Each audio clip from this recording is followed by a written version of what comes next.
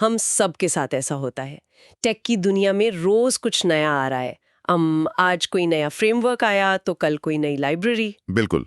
और इन सब के बीच जब हर तरफ बस एआई की बात हो रही हो तो समझ नहीं आता कि शुरुआत कहाँ से करें। एग्जैक्टली बिना इस इंफॉर्मेशन ओवरलोड में खोए ये समझना बहुत जरूरी है कि वेब डेवलपमेंट का फ्यूचर आखिर जा किस तरफ रहा है। हमारी आज की इस डीप डाइव का मेन फोकस बिल्कुल यही है। और ये चर्चा उन सभी के लिए एक तरह का शॉर्टकट है जो समझना चाहते हैं कि अगली बड़ी चीज क्या है, वो भी बिना किसी बोरिंग लेक्चर के। हाँ, तो आज हम बात करेंगे कि कैसे MERN स्टैक यानी MongoDB, एक्सप्रेस, रिएक्ट और नोड और जेनरेटिव एआई का जो कोलैबोरेशन हो रहा है वो मार्केट को कैसे बदल रहा है। इस गहन विश्लेषण के लिए हमने दो बहुत ही सॉलिड सोर्सेस का इस्तेमाल किया है। सही कहा। पहला सोर्स एक बहुत ही डिटेल्ड आर्टिकल है जो समझाता है कि आजकल developers AI native MERN applications कैसे बना रहे हैं। और दूसरा सोर्स एक YouTube वीडियो है जो मुझे पर्सनली बहुत पसंद आया। मुझे भी। ये वेमेंचर क्लिप्स नाम के चैनल से है, जहां एक रियल डेवलपर अपनी हालिया क्लाइंट मीटिंग्स का ग्राउंड रियलिटी एक्सपीरियंस शेयर कर रहा है। हमारा आज का मिशन यही समझना है कि क्यों अब सिर्फ नॉर्मल CRUD एप्स बनाना, CRUD मतलब वही क्रिएट, रीड, अपडेट और डिलीट, राइट? हाँ वही, अब सिर्फ वो बनाना काफी नहीं रह गया है। और कैसे एआई के यूज से इन वेब एप्लीकेशंस को बहुत ज्यादा स्मार्ट और यूजर फ्रेंडली बनाया जा रहा है। तो चलो इसे डिकोड करते हैं। सबसे पहले मुझे उस YouTube वीडियो वाले किस्से पर बात करनी है। श्योर, वो बहुत ही दिलचस्प किस्सा था।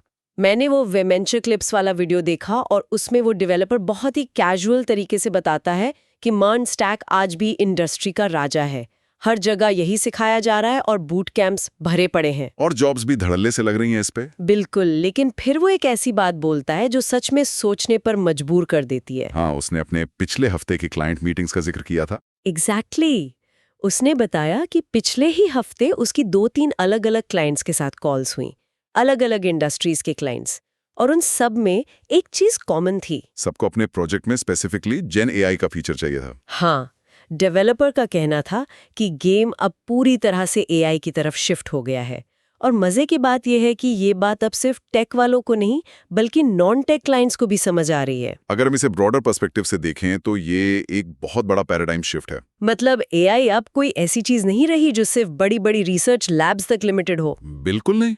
गूगल या माइक्रोसॉफ्ट जैसी कंपनियों से निकलकर ये अब हर क्लाइंट की बेसिक रिक्वायरमेंट बन गई है। आर्टिकल में भी इस बात पर बहुत फोकस किया गया है कि जो हमारे ट्रेडिशनल CRUD एप्स है वो अब यूजर्स की एक्सपेक्टेशंस मीट नहीं कर पा रहे हैं। और इसका एक बहुत बड़ा कारण है, खराबी एप्स में नहीं आई है, बस यूजर का टेस्ट बदल गया है। मतलब लोगों को अब कुछ नया चाहिए।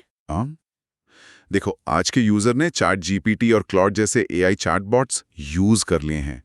उसे अब आदत हो गई है कि सिस्टम उसकी बात समझे। Make sense.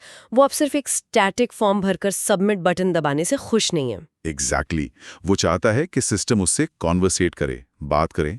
एक नॉर्मल ड्रॉप डाउन मेनू से ऑप्शन सिलेक्ट करने में और एक स्मार्ट असिस्टेंट को अपनी प्रॉब्लम टाइप करके बताने में जो एक्सपीरियंस का डिफरेंस है ना, वही इस पूरी डिमांड का असली रीजन है। यूजर अब एक पैसिव टूल नहीं बल्कि एक एक्टिव असिस्टेंट चाहता है। बिल्कुल सही कहा।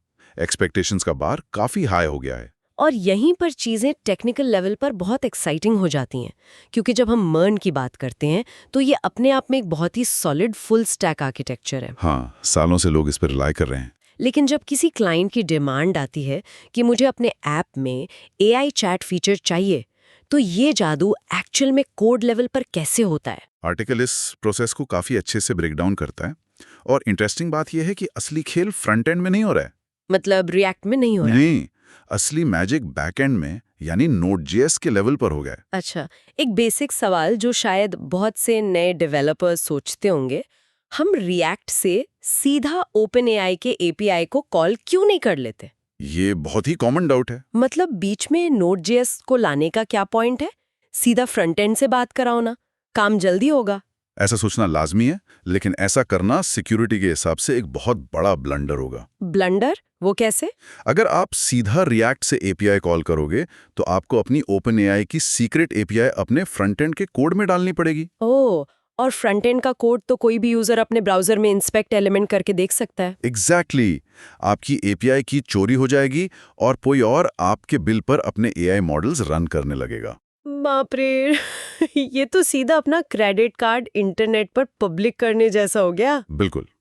इसलिए रिएक्ट सिर्फ आपके Node.js सर्वर को रिक्वेस्ट भेजता है। और फिर Node.js, जहां हमारे एनवायरनमेंट वेरिएबल सिक्योर होते हैं, वो OpenAI से बात करता है? हाँ, Node.js यहाँ एक तरह से गार्ड या एक सिक्योर ब्रिज का काम कर रहा है। समझ गई। लेकिन जब बीच में एक एक्स्ट्रा लेयर आ गई, यानी Node.js, तो स्पीड का क्या? स्पीड एक बहुत बड़ा फैक्टर है इसमें। क्योंकि आजकल कोई भी यूजर सवाल पूछने के बाद वो गोल गोल घूमने वाला लोडिंग स्पिनर नहीं देखना चाहता। सबको एकदम चैट जीपीटी जैसा रियल टाइम फील चाहिए, जहां वर्ड्स एक एक करके स्क्रीन पर टाइप होते हैं। और इसी रियल टाइम एक्सपीरियंस के लिए आर्टिकल में वेब सॉकेट्स का जिक्र किया गया है। हाँ, मैंने पढ़ा वो। ये वेब सॉकेट्स क्या बलाएं हैं? थोड़ा सिंपल भाषा में समझाएंगे? श्योर। वेब सॉकेट्स को समझने के लिए सोचो कि नॉर्मल रेस्ट एपीआई एक चिट्ठी भेजने जैसा है। ओके। आपने रिक्वेस्ट भेजी, फिर सर्वर प्रोसेस करेगा और फिर पूरा जवाब एक साथ वापस भेजेगा। इसमें टाइम लगता है और स्पिनर घूमता रहता है। हाँ, और यूजर बोर हो जाता है। लेकिन वेब सॉकेट्स एक खुली फोन लाइन की तरह हैं। खुली फोन लाइन? हाँ, एक बार क्लाइंट और सर्वर के बीच कनेक्शन बन गया तो वो खुला रहता है। सर्वर को जैसे ही एआई से जवाब का पहला शब्द मिलता है, वो तुरंत उसे रिएक्ट को भेज देता है। ओह, मतलब पूरा सेंटेंस बनने का वेट नहीं करना पड़ता। एग्जैक्टली। और इसी वजह से हमें वो टाइपिंग वाला रियल टाइम एक्सपीरियंस मिलता है। यूजर को लगता है जैसे सामने सच में कोई इंसान बैठकर तुरंत जवाब दे रहा है। यार, ये एनालॉजी बहुत सही है, चिट्ठी वर्सेस फोन कॉल। लेकिन जब फोन कॉल लगातार चालू रहेगी और यूजर्स धड़ाधड़ सवाल पूछेंगे, तो क्या सिस्टम ओवरलोड नहीं हो जाएगा? ये बहुत ही वैलिड कंसर्न है। आर्टिकल में एक टर्म था जो मुझे थोड़ा ट्रिकी लगा, प्रॉम्प्ट हैंडलिंग और रेट लिमिटिंग। हाँ, और ये बहुत क्रिटिकल पॉइंट है डेवलपर्स के लिए। जब आप एआई मॉडल्स के साथ काम करते हैं तो आप सिर्फ डेटाबेस से डेटा फेच नहीं कर रहे हैं। तो हम क्या कर रहे हैं? आप एक बहुत ही हैवी कंप्यूटेशन मॉडल को ट्रिगर कर रहे हैं। रेट लिमिटिंग बेसिकली आपके सिस्टम और एपीआई प्रोवाइडर दोनों को बचाने का एक शील्ड है। मतलब बिल को आसमान छूने से बचाना है, राइट? क्योंकि मैंने सुना है कि AWS और OpenAI के बिल्स रातों रात डेवलपर्स को रुला देते हैं। बिल्कुल रुला देते हैं। एआई एपीआईज अक्सर पे पर टोकन मॉडल पे काम करते हैं। हाँ, जितने शब्द उतने पैसे। सही कहा। तो अगर कोई बॉट या कोई शरारती यूजर आपके ऐप पर 1 सेकंड में 1000 रिक्वेस्ट मार दे तो सर्वर क्रैश तो हो गई, सुबह तक आपके क्रेडिट कार्ड की लिमिट भी खत्म हो जाएगी। ये तो किसी नाइटमेयर से कम नहीं है। तो रेट लिमिटिंग इसे कैसे रोकता है? रेट लिमिटिंग ये फिक्स करती है कि एक यूजर 1 मिनट में मान लो सिर्फ 10 ही सवाल पूछ सकता है। अच्छा। और वो प्रॉम्प्ट हैंडलिंग क्या चीज है? प्रॉम्प्ट हैंडलिंग भी उतनी ही जरूरी है। यूजर जो भी सवाल टाइप करता है उसे सीधे एआई को नहीं भेजा जाता। तो पहले उसे बैकएंड में प्रोसेस करते हैं। हाँ, Node.js बैकएंड में उस प्रॉम्प्ट को सैनिटाइज किया जाता है, उसमें थोड़ा कॉन्टेक्स्ट जोड़ा जाता है ताकि एआई को पता रहे कि वो किस बारे में बात कर रहा है। बिल्कुल। और ये भी मेक श्योर किया जाता है कि कोई उसमें कोई मैलिशियस कोड डालकर एआई को हैक करने की कोशिश ना करे, जिससे हम प्रॉम्प्ट इंजेक्शन कहते हैं। ये तो हो गई चैट और बैकएंड की सिक्योरिटी की बात। लेकिन जो चीज़ मुझे इन सोर्सेज में सबसे ज़्यादा इंटरेस्टिंग लगी वो ये है कि एआई सिर्फ चैट तक लिमिटेड नहीं है। बिल्कुल नहीं, इसके यूज केसेस बहुत वाइड हैं। हाँ, वो ऐप के कोर फीचर्स को भी बदल रहा है, स्पेशली सर्च को। सर्च तो पूरी तरह से रेवोल्यूशनाइज हो गया है। हम सबने वो ट्रेडिशनल कीवर्ड सर्च का दर्द झेला है।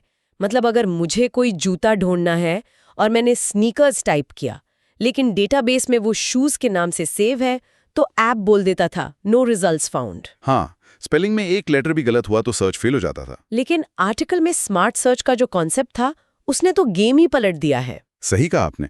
इसे टेक्निकल दुनिया में सिमेंटिक सर्च कहते हैं।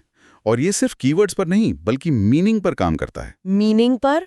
मतलब शब्दों के पीछे के अर्थ पर? एग्जैक्टली। सिमेंटिक सर्च इस बात की परवाह नहीं करता कि आपने एग्जैक्ट कौन सा वर्ड टाइप किया है, वो आपके वर्ड के पीछे का इंटेंट और कॉन्टेक्स्ट समझता है। और ये सारा मैजिक होता कैसे है? ये होता है वेक्टर एम्बेडिंग्स के थ्रू। रुको थोड़ा, ये वेक्टर एम्बेडिंग सुनने में काफी हेवी टेक्निकल जार्गन लग रहा है। डरने वाली बात नहीं है। इसे थोड़ा डिकोड करो ना।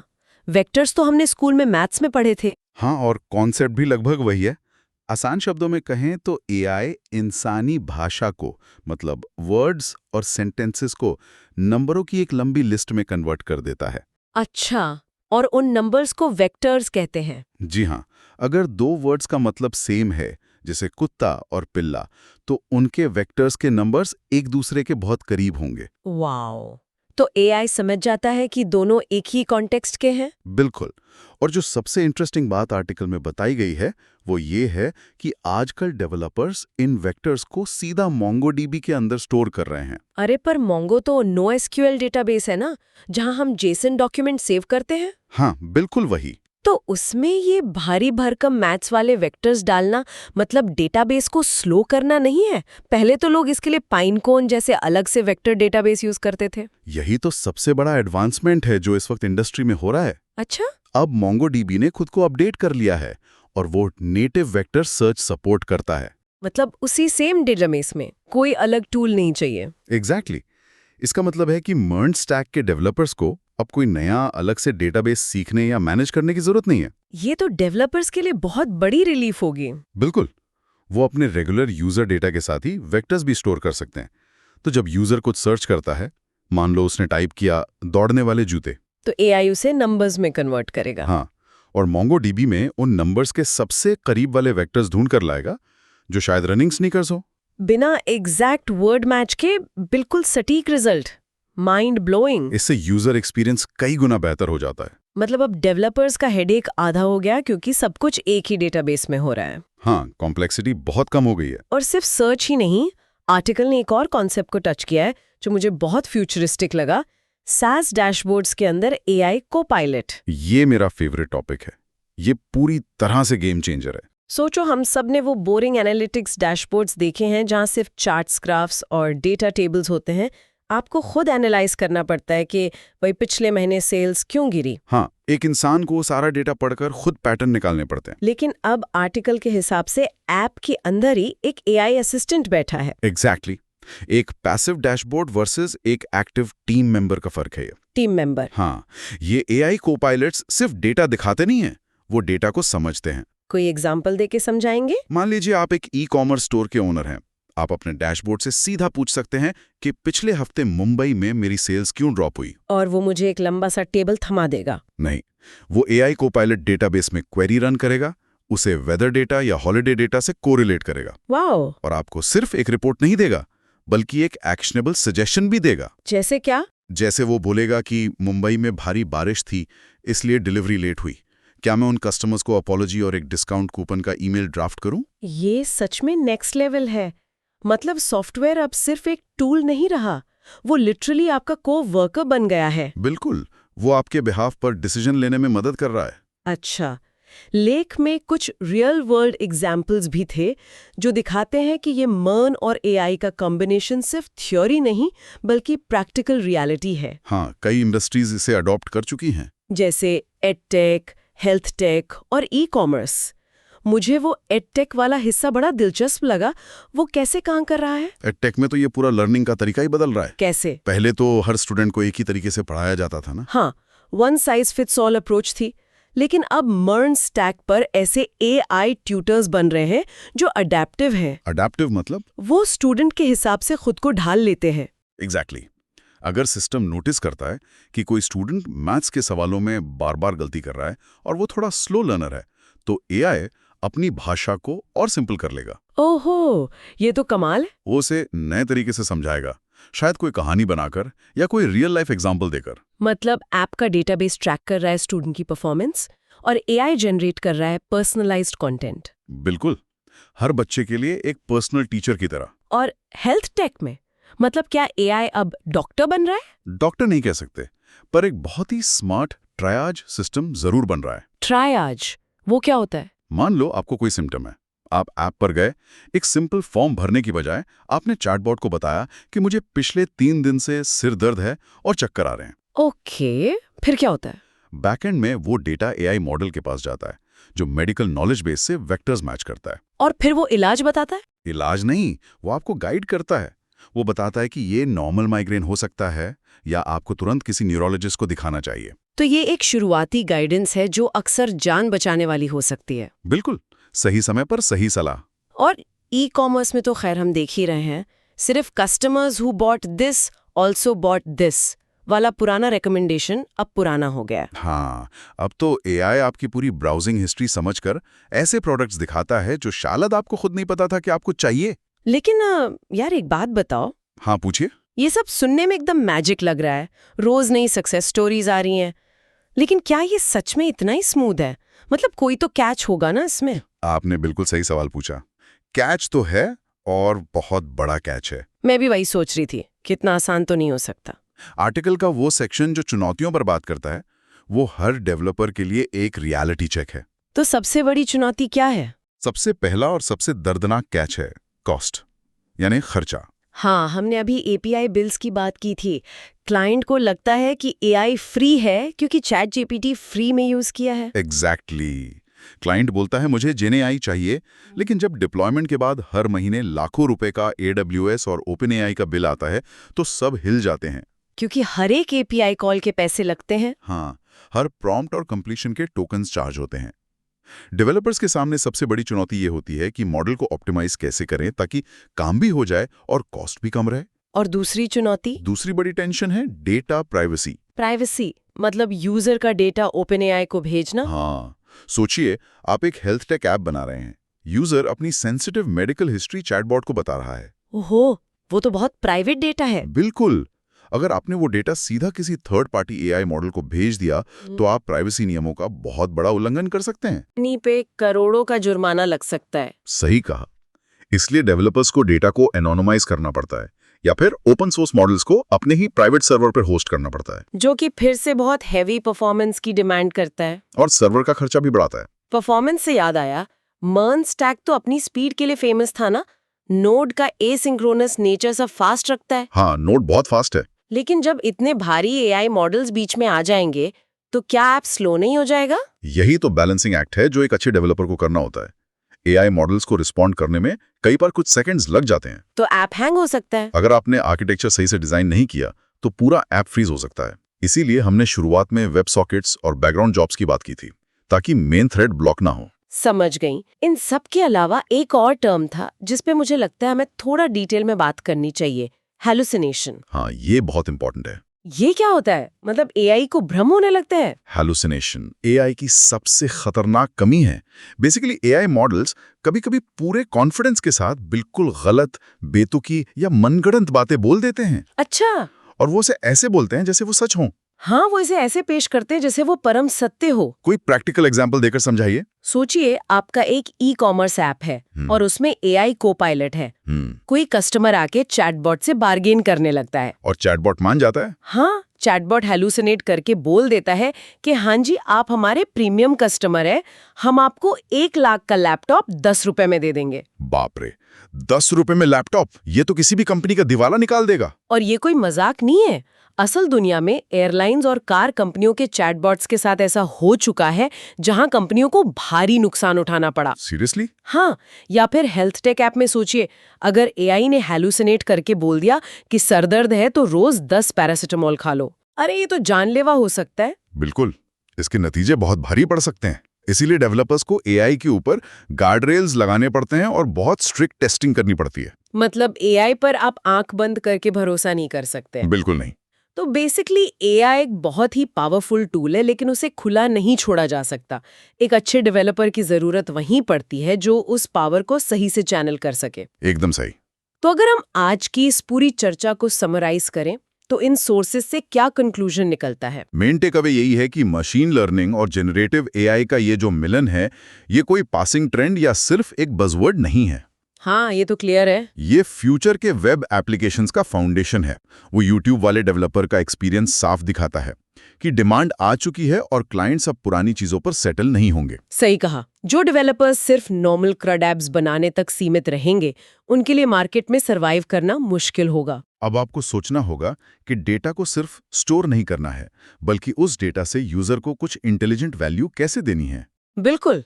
चाहे आप एक फ्रेशर हो जो अभी रिएक्ट सीख रहा है या कोई सीनियर आर्किटेक्ट, ये समझना बहुत जरूरी है कि गेम के रूल्स बदल चुके हैं। हाँ, इंडस्ट्री इवॉल्व हो रही है। पुरानी ईंटों से ही सही, लेकिन अब इमारत एक नए स्मार्ट नक्शे पर बन रही है। बहुत सही बात कही आपने।